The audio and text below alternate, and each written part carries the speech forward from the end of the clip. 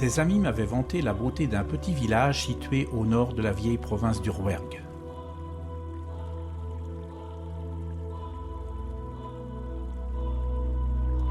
D'autres, plus sportifs, l'avaient découvert lors de leur pèlerinage vers Saint-Jacques-de-Compostelle. J'avais donc décidé de m'y rendre afin de partager leur émotion. Le village de Conques est perdu dans la montagne et massé sur un flanc de coteau, offert au soleil, et doit son nom à ce site en forme de coquille. En montant les chemins d'accès au village, on approche de l'abbatiale dédiée à Sainte-Foy, en se demandant si l'on ne s'est pas trompé d'époque. Un père abbé finissait de donner des explications sur les 124 acteurs qui interprètent la scène du jugement dernier. Le tympan polychrome est une œuvre unique de la sculpture auvergnate. La matière employée est un calcaire de Lunel, et les couleurs d'origine sont encore là, en demi-teinte. Quel ne devait pas être leur éclat au XIIe siècle. C'est alors que j'entendis une petite voix. « Hé, monsieur, tu me vois là-haut ?» Aux alentours, je ne vis personne qui pouvait m'interpeller. « Hé, monsieur, tu me vois là-haut ? Regarde, en haut du tympan. » Alors, j'aperçus un curieux personnage, larré au milieu, dont on distingue à peine le bout du nez et le regard derrière le phylactère vierge qu'il tient des deux mains. « C'est moi que tu appelles ?»« Oui, c'est moi, le petit curieux. Ça ne te dérangerait pas de me faire un petit tour dans le village ? Je pourrais te raconter un tas de choses. » »« Oui, pourquoi pas. Allez, c'est d'accord. » On va attendre que le patron commence sa sieste et je viens avec toi. Ça fait longtemps que tu es ici ? Eh oui, depuis bientôt 900 ans. Tu sais, j'en ai vu du monde. Mais si les pèlerins regardent tous les personnages, nous, les petits curieux, on ne nous voit pas. Il faut dire qu'on se cache un peu. Au Moyen-Âge, les pèlerins ne savaient pas lire. Alors, c'est pour ça qu'il fallait que les sculpteurs racontent l'histoire dans la pierre. Ça y est. J'ai l'impression que ton patron s'endort. On va pouvoir y aller. Je vais t'expliquer. Tout ce qui est à gauche, c'est le paradis. Il y a le cortège des élus et des saints, avec en tête Marie, vêtue de bleu. Il y a même Charlemagne qui a beaucoup aidé à la construction de l'abbaye. Tout ce qui est à droite, c'est l'enfer. Je vois que tu es photographe. Eh bien, l'enfer, c'est comme l'image négative du paradis. Un anti-ciel, quoi. Il devait y avoir beaucoup de monde au moment des pèlerinages. Mais j'en vois toujours autant, surtout l'été. Ils viennent d'un peu partout pour se rendre à Saint-Jacques-de-Compostelle. Il y en a qui viennent à pied, certains à cheval. Maintenant, il y en a même qui viennent à vélo. Et toi, t'es pas trop fatigué d'être venu en voiture ? Non, pas trop, hein. Bon, écoute, ça va, hein.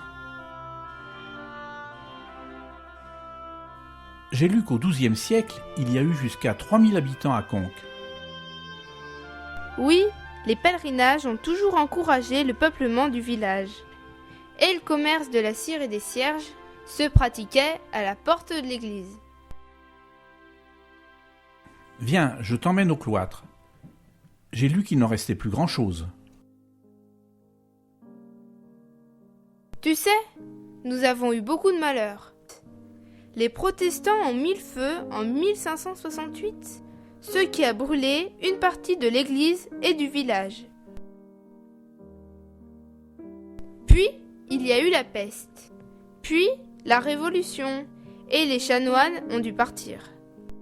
Alors, le cloître a servi de carrière de pierre aux habitants du village.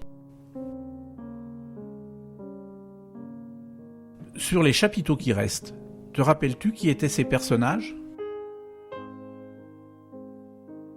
Ah tiens, je suis content de les revoir.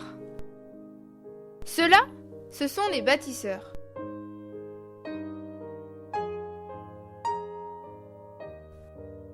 Et celui-là aussi, je le reconnais. C'est lui qui m'a sculpté. On va aller faire un tour dans le village. Je vais te montrer. J'ai retrouvé un four à pain abandonné. Et aussi une fontaine où les pèlerins venaient se désaltérer. Alors, qu'est-ce que tu en penses ?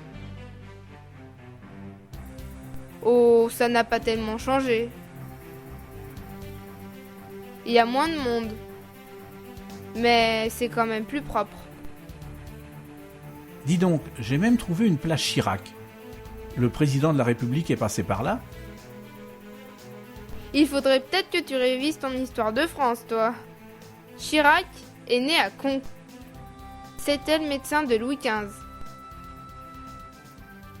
Oh, excuse-moi, hein, j'avais complètement oublié. Allez, on rentre dans l'église avant que le patron se réveille.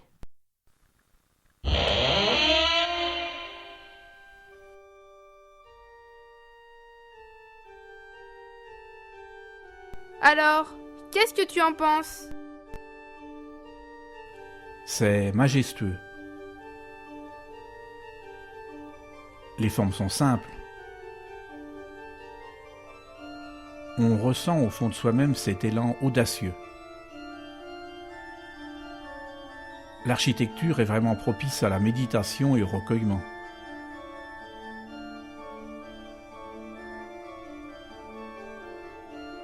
Et dire qu'il a fallu 3 siècles pour construire cette merveille. Mais peux-tu m'expliquer ? Il y a 7 arcades qui séparent le cœur du déambulatoire. Lui-même divisé en 7 travées. Il existe 7 chapelles ouvertes. Et la communauté des moines se rassemblait 7 fois par jour pour les offices. C'est une coïncidence ou ça veut dire quelque chose ? Si tu avais bien regardé, il y a 14 petits curieux, comme moi, autour de l'archivolte qui surplombe le tympan. C'est la perfection numérique. Parce que 14 divisé par 2, ça fait 7. 7 est le nombre parfait, tout chargé de symbolisme.